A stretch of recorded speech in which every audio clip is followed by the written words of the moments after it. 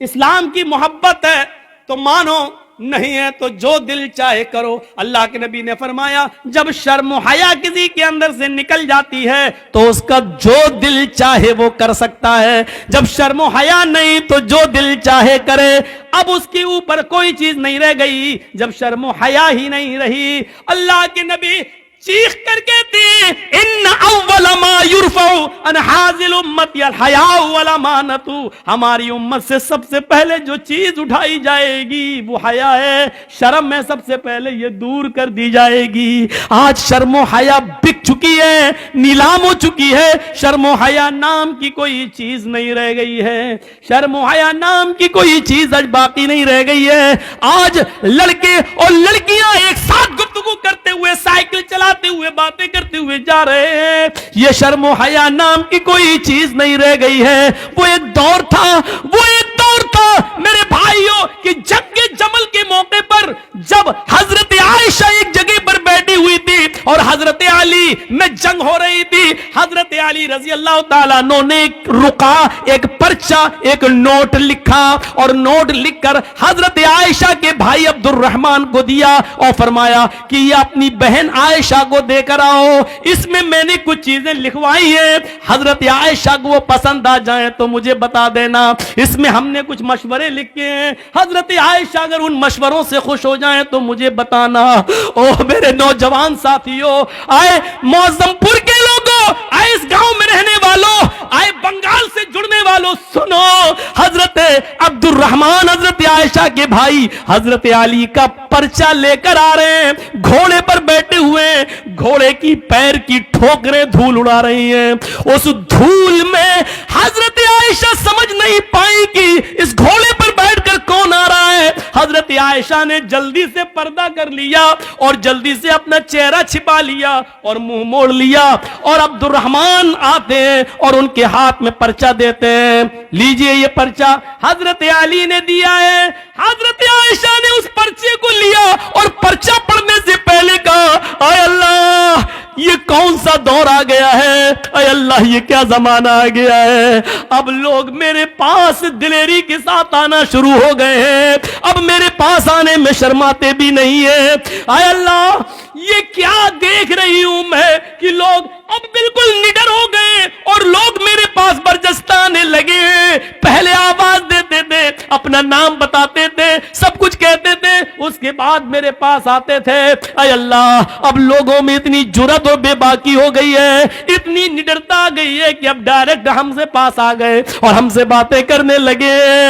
حضرت عبد الرحمن نے جب اپنی بہن عائشہ کے منہ سے یہ جملے سنے تو کہتے ہیں اے بہن ذرا پلٹ کر دیکھو، میں تمہارا اپنا بھائی عبد الرحمن ہوں، میں غیر نہیں ہوں۔ تب حضرت عائشہ نے پلٹ کر دیکھا تو سامنے ان کے سگے بھائی کھڑے تھے، تب انہوں نے اطمینان کا سانس لیا، تب انہوں نے چین کی سانس لی۔ میرے بھائیوں، حضرت عائشہ کا پردہ کرنا اور اپنے بھائی سے کو پہچان نہ سکے تو یہ کہنا، اب لوگوں میں یہ کتنی دلیری اور بہادری پیدا ہو گئی ہے کہ وہ اب بلا روک و ٹوک میرے پاس آ جاتے ہیں۔ اے اللہ یہ میں کیا دیکھ رہی ہوں، غور کیجئے اس جملوں پر، حضرت عائشہ کی زبان سے یہ نکلنے والے جملے آج ہماری ماں بہنوں کو کیا درس دیتے ہیں۔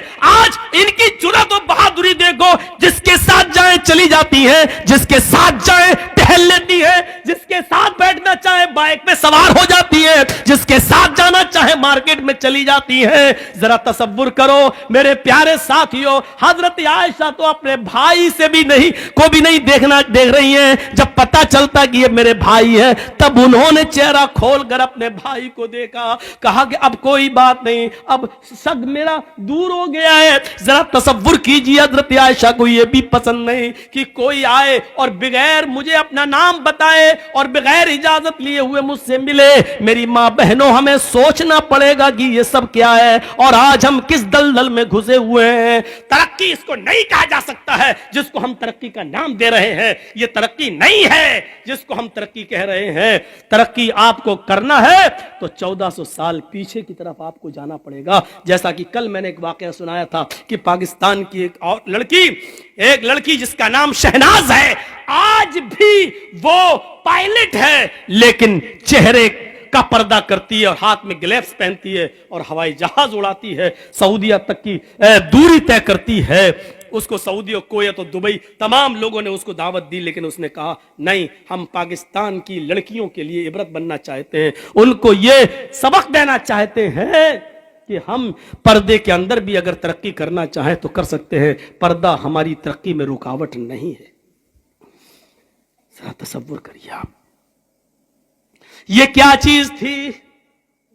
یہ کون سا جذبہ تھا؟ اللہ کے نبی اعلان کر رہے ہیں کہ النساء حبالۃ الشیطان. اب کیا رہ جاتا ہے اس حدیث کے بعد، اس جملے کے بعد اب کیا رہ جاتا ہے؟ میری بہنوں برا مت ماننا، اللہ کے نبی نے کیوں کہا ہے النساء حبالۃ الشیطان؟ عورتیں یہ شیطان کی رسیاں ہیں. نہیں، تمہیں برا نہیں ماننا چاہیے، ساری عورتیں اس میں شامل ہیں. کیا ہماری ماں نہیں ہے؟ کیا جرجیز کی بہن نہیں ہے؟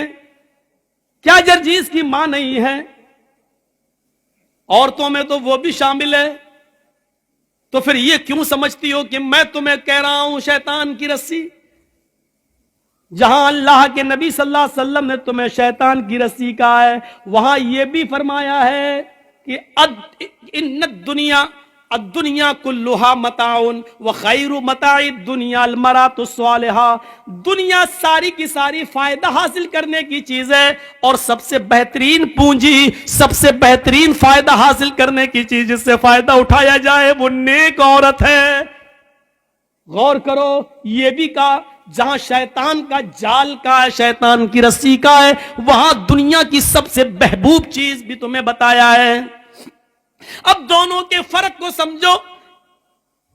کیا کہا ہے؟ النساء حبالۃ الشیطان لیصید بها الرجال، لیصید بها الرجال. شیطان کی رسیاں ہیں یہ عورتیں، اور شیطان اسی جال کو ڈال کر، اسی رسی کو ڈال کر مردوں کا شکار کرتا ہے. شیطان جب کسی آدمی کو پھانستا ہے تو اسی شکار کا استعمال کرتا ہے، اسی جال کو پھینکتا ہے، اسی کو خوبصورت بنا کر مردوں کے سامنے پیش کرتا ہے.